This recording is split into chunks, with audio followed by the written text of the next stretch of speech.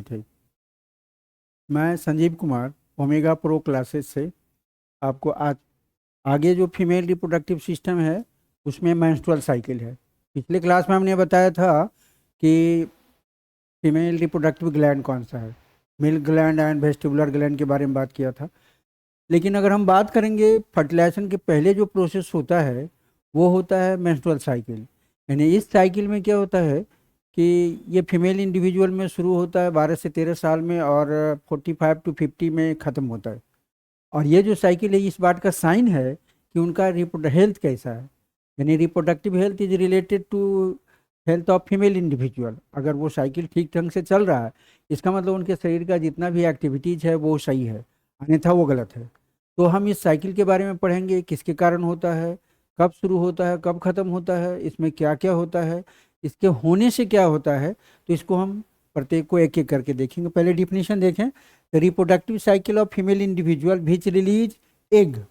Egg का मतलब यहाँ पे है सेकेंडरी साइड। यानी एग को भी हम कई तरह से डिफाइन करेंगे। जो एवरी से रिलीज होता है वो एग नहीं होता, वो सेकेंडरी साइड होता है। और वो जब ओवी डक्ट में पहुँचता है और जब उस ओवी डक्ट में पहुँचने के बाद एम्पुला साइड में स्पर्म पहुँच करके एंट्री करता है तब फिर एक डिवीजन होता है, जिसको कि हम अगर हम देखें इसको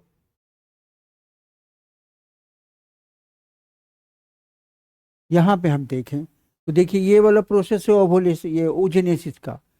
यानी प्रोसेस ऑफ ओवुलेशन नहीं, इसको हम कहेंगे ओवुलेशन, ओजेनेसिस।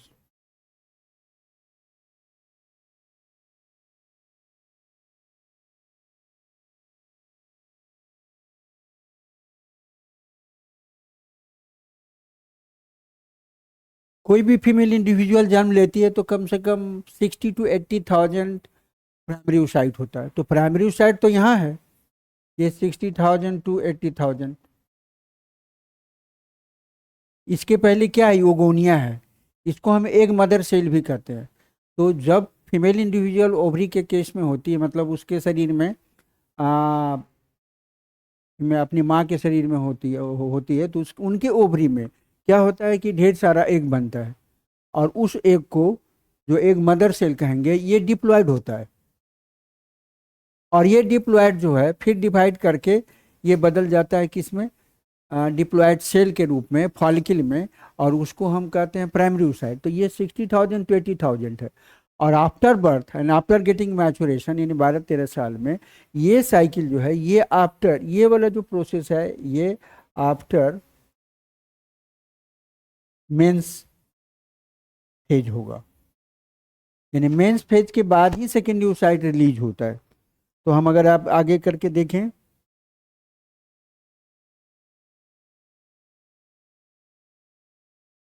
तो the period of first menstrual phase of about age of 12 to 13 years of female individual, इसको कहते हैं मिनार्की।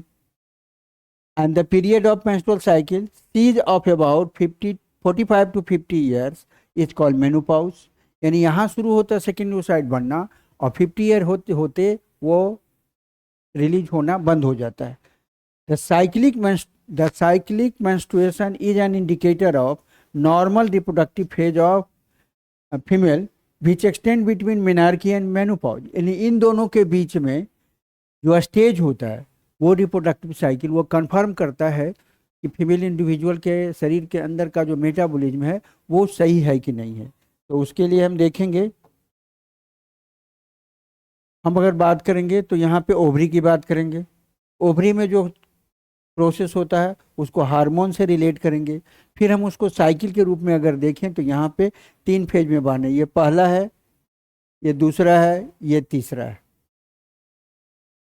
जब क्या होता है कि ये जब फॉलिकल बनता है और फॉलिकल जब रिलीज होता है तो यहाँ से हार्मोन रिलीज करना शुरू करता है। और हार्मोन जो बन जाता है शरीर के अंदर, यानी कि 12 से 13 साल के पहले जब हार्मोन बनता है तो वो क्या होता है कि फीमेल रिप्रोडक्टिव सिस्टम का जो पार्ट है यूटेरस, उसमें जो अंदर का पार्ट है, इनर मोस्ट लेयर होता है यूटेरस पार्ट का, यूटेराइन बाल का, उसको एंडोमेट्रियम कहते हैं, वो ग्रो करता है। और वो जब ग्रो करता है तो उसके लिए ज़रूरी है एक हार्मोन, उसका नाम है प्रोजेस्टेरोन। ये हार्मोन ही ग्रो करवाता है। और ये हार्मोन जब पूरी तरह से ग्रो करता है तो उसका ड्यूरेशन है। देखिए ये वाला जो फॉलिकल बनने का ड्यूरेशन है, यहाँ तक फॉलिकल बन रहा है और यहाँ पे रिलीज हो गया है सेकेंडरी oocyte। और ये जो सेकेंडरी oocyte रिलीज हुआ उसके बाद वो फॉलिकल यहाँ पे कन्वर्ट कर जाता है किस रूप में, कॉर्पस लुटियम में। और ये 23 यहाँ तक, यानी कि कह सकते हैं यहाँ ओवुलेशन हुआ 14वें दिन और 23वें दिन आते आते ये क्या होता है कि पूरा ग्रो करता है। यानी यहाँ हम देखें ये कॉर्पस लुटियम बना और ये पूरा ग्रो किया। यानी इसको हम अगर ये पूरा ग्रो किया और जब ग्रो करता है तो ये हार्मोन रिलीज करते रहता है, ये प्रोजेस्टेरोन। और ये प्रोजेस्टेरोन इंडोमेट्रियम को ग्रो करवाता है। देखिए यहाँ पे ड्यूरेशन दिया हुआ है, अगर हम बात करें तो देखिए 1 2 3 3 दिन है यहाँ पे मेंस फेज, उसके बाद 5वें से लेकर के 13 तक ये जो है फेज ऑफ प्रोलिफरेशन है। और 13 से लेकर के यानी 14 ये हो गया 14वां दिन ओवुलेशन, उसके बाद 23 तक इस समय तक पूरा ग्रो करता है। यहाँ देखें यहाँ से ये ग्रो करते चला जा रहा है, ये 14वें दिन रिलीज हो गया, उसके बाद ये ग्लैंड के रूप में बदल गया। हम कॉर्पस लुटियम को temporary endocrine gland of female individual कहते हैं। ये नीट वगैरह में भी आया है और ऐसे भी क्वेश्चन पूछा जा सकता है कि कौन सा ऐसा रिप्रोडक्टिव ग्लैंड है फीमेल का जो टेम्पोररी प्रत्येक मंथ में बनता है और वो इंडोक्राइन ग्लैंड है। और इंडोक्राइन ग्लैंड का मतलब वो हार्मोन रिलीज करता है, तो वो होगा कौन सा, कॉर्पस लुटियम। तो यहाँ रिलीज कर रहा है और रिलीज करने के बाद 23वें दिन आते आते ये फुली ग्रो कर गया इंडोमेट्रियम। और जब फर्टिलाइजेशन नहीं हुआ, ये ग्रो करता क्यों है, ये ग्रो इसलिए करता है क्योंकि जो एग बनेगा, एग के बाद फर्टिलाइज होगा, फर्टिलाइज होने के बाद वो जाइगोट बनेगा यानी सिंगल सेल एम्ब्रियो कह सकते हैं। और वो फिर क्लीवेज होगा, क्लीवेज हो करके 62 64 सेल का बनेगा। पहले तो 2 सेल का, 4 सेल का, 8 16 32, तो 8 से 16 वाले को मोरुला कहते हैं। फिर 32 से 64 बनेगा तो उसको ब्लास्टुला कहते हैं, आगे सब आएगा। और 64 के बाद फिर वो लगातार 3 लेयर में बदल जाता है, एक्टोडर्म, मेसोडर्म, इंडोडर्म, वो अटैच होता है। और जब अटैच होगा, ये 23वें दिन तक अगर अटैच नहीं हुआ तब क्या होगा, रिलीज हो जाएगा शरीर से बाहर। यानी कि वो अगर अटैच नहीं हुआ, रिलीज हो गया, तब फिर क्या होता है कि हमारे शरीर के अंदर में प्रोजेस्टेरोन अगर रिलीज होते रहता है फीमेल इंडिविजुअल में, तब तक एफएसएच रिलीज नहीं होता। और जैसे ही फर्टिलाइजेशन नहीं हुआ, फर्टिलाइजेशन नहीं हुआ, एंडोमेट्रियम भी अब 23वें दिन के बाद अब वो टूट गया कॉर्पस लुटियम, तो ये टूटना शुरू किया, तब एफएसएच रिलीज करता है। यानी कि एफएसएच रिलीज सब करेगा जब पूरी तरह से रिलीज बंद हो गया। यानी यहाँ आते आते 29वें दिन आते आते प्रोजेस्टेरोन नहीं रिलीज होता और तब क्या होता है, फिर से फॉलिकल बनना शुरू करता है। यानी इस ओवरी में एक साथ ढेर सारा फॉलिकल बनते रहता है। यानी कि 60,000 से 80,000 है और वो, और एक कितना बनता है, मात्र 450 से 500, तो बाकी सब गया कहाँ। तो अगर जो हार्मोन को फॉलो किया, हार्मोन को फॉलो किया तो सेकेंडरी oocyte बनाया, और नहीं फॉलो किया तो यहाँ रीस्टोर हो जाता है। यानी ये जो पार्ट होता है इसका हम मेडुलरी पार्ट कहते हैं और ये पार्ट इसका कॉर्टेक्स है, तो यहीं पे रीअब्जॉर्ब हो जाता है। यानी पूरे यहाँ पे जो ये जो 60,000 to 80,000 सेकेंडरी प्राइमरी oocytes है, यानी हम कह सकते हैं कि ग्रेफेन फॉलिकल है, जो फॉलिकल पूरी तरह से मैच्योर किया, हार्मोन को फॉलो किया, वो तो रिलीज कर दिया एक, यानी सेकेंडरी oocyte वो रिलीज कर दिया। जो नहीं रिलीज किया वो इसी में रीस्टोर हो गया, और रीस्टोर हो करके ब्लड वेसल से वो चला जाता है फिर बॉडी में, शरीर से बेकार सब्सटेंस बाहर निकल गया और जो यूजफुल सब्सटेंस है वो रीस्टोर हो जाता है। तो ये अगर हम फेज की बात करें, फेज की बात करें तो पहला फेज है मेंस फेज, मतलब जब फॉलिकल बना, फॉलिकल ग्रो किया, उसके बाद मेंस फेज हुआ, सिक्रेशन फेज हुआ, सिक्रेशन फेज अगर सफल नहीं हुआ तो फिर से मेन फेज होगा, जो कि पहले भी सबसे पहले हुआ था। It is the phase by which endometrium substances including gland release blood and blood capillary tissue and unfertilised, इसी को हम सेकेंडरी oocyte कहते हैं। इसमें रिलीज होता है और शरीर से बाहर निकलता है। ये first menses occur at the age of 12 to 13 years, It is because formation of egg was started before birth of female individual. During birth, about 60,000 to 80,000 primary oocytes are present in ovary. Out of these, only 450 to 500 secondary oocytes are released. It take time from menarche to menopause, और ये जो होता है 3 से 5 दिन में ये release हो जाता है। और अगर ये रिलीज हो गया, उसके बाद जो फेज होता है वो कहते हैं फेज ऑफ प्रोलिफरेशन। प्रोलिफरेशन मतलब होता है growth. It is the phase in which is under control of hormones. 2 hormone है, FSH है एंड LH है। FSH क्या होता है? फॉलिकल बनाता है। यहाँ पर जो ये देख रहे हैं ये प्राइमरी फॉलिकल है, ये सेकेंडरी टर्सरी फॉलिकल है, ये फुल्ली ग्रोन ग्रैफियन फॉलिकल है।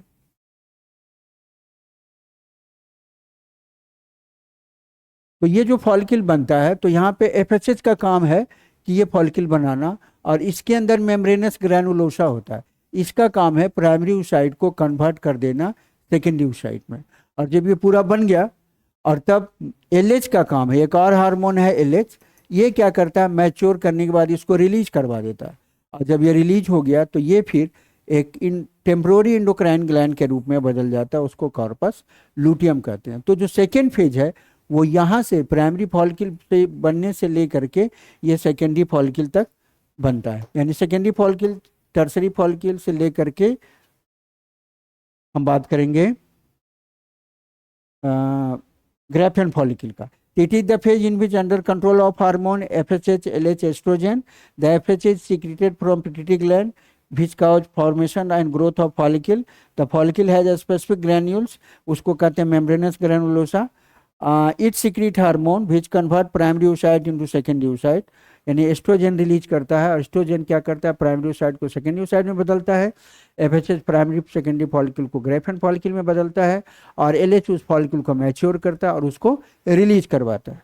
और जब रिलीज हो गया तो फिर उसके बाद फेज ऑफ ओवुलेशन हो गया, रिलीज हो गया, तो उसको हम कहते हैं फेज ऑफ ओवुलेशन। उसके बाद तीसरा फेज स्टार्ट होता है, और वो फेज स्टार्ट होता है बनने के बाद, यानी कॉर्पस लूटियम, जिसको टेम्पोररी एंडोक्राइन ग्लैंड कहते हैं। Phase of secretion, it is the phase where secretion of hormone occur, the hormones progesterone, estrogen and relaxin। यानी प्रिमिटिव स्टेज ऑफ प्रेगनेंसी में प्रोजेस्टेरॉन रिलीज करेगा, एस्ट्रोजन रिलीज करेगा। अगर pregnancy continued है, यानी कि फर्टिलाइजेशन हो गया, तो प्रोजेस्टेरॉन तो बनते रहेगा, तो उसके बाद एस्ट्रोजन भी मेंटेन करेगा फीमेल रिप्रोडक्टिव कैरेक्टर को। साथ साथ जो लास्ट में रिलैक्सिन है, ये पार्टुरेशन में हेल्प करता है। यानी 3 हार्मोन बनता है। After the process of ovulation, graafian follicle is converted into corpus luteum. The LH not only cause formation of corpus luteum but also matured. After fully growth of corpus luteum, progesterone along with other hormone का मतलब oestrogen and relaxin का release होता है। From 15 to 23rd days postural cycle secretion occur which cause growth of endometrium. अगर 23 days तक में लगातार secretion हो रहा है, यानी कि कॉर्पस लूटियम मेंटेन है। अगर फर्टिलाइजेशन हो गया तो मेंटेन रहेगा 9 मंथ तक, 3 ट्राइमेस्टर तक। अगर नहीं हुआ तो 23वें दिन के बाद वो रिलीज कर देता है, टूट जाता है। और टूट जाता है तो कॉर्पस लूटियम टूटने से क्या होगा? प्रोजेस्टेरॉन और अदर हार्मोन बनना बंद हो जाएगा, और वो 28-29 डेज तक बिल्कुल ही बंद हो जाएगा। और तब उसका रिजल्ट क्या होगा? एंडोमेट्रियम का भी बनना बंद, बल्कि वो टूटना शुरू करेगा। और जो टूटेगा, if fertilization is not taken place, then corpus luteum get damaged, which cause less secretion and finally get a stop। यानी वो फाइनली क्या होगा? पूरा का पूरा स्टॉप हो जाएगा सिक्रीशन। और जब वो स्टॉप हो गया, up to 28 to 29 days it is completely it is completed. मतलब ये जो फेज ऑफ सिक्रीशन है वो कंप्लीटेड होगा। Then again menses reported, मतलब अगला जो फेज है वो फिर मेंस फेज होगा। ये साइकिल हमेशा रिपीट करते रहता है। अगर हम इस साइकिल को देखें, देखिए यहाँ पे ये मेंस फेज हो गया। अगर ये मेंस फेज हो गया तो मेंस फेज के बाद ये फेज ऑफ प्रोलिफरेशन हुआ, और प्रोलिफरेशन का रिजल्ट होता है सेकेंडरी oocyte का रिलीज, ओवुलेशन। ओवुलेशन के बाद फेज ऑफ सिक्रीशन होता है। Phase of secretion 23rd date तक पूरा होगा, जिसको कि यहाँ से फिगर में दिखाया गया है।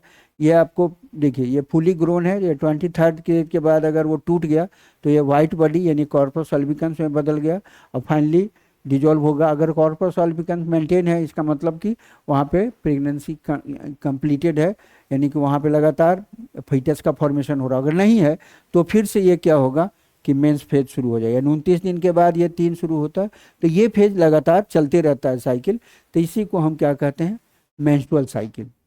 तो इसके बाद जब एग रिलीज हो जाएगा और एग रिलीज होने के बाद ओविडक्ट के द्वारा वो रीस्टोर होगा और रीस्टोर होने के बाद ओविडक्ट में जाएगा, तब जो केस होगा उसको हम कहेंगे फर्टिलाइजेशन। तो अगले क्लास में हम आपको इसके आगे का फेज जो है फर्टिलाइजेशन स्टार्ट करेंगे। Thank you.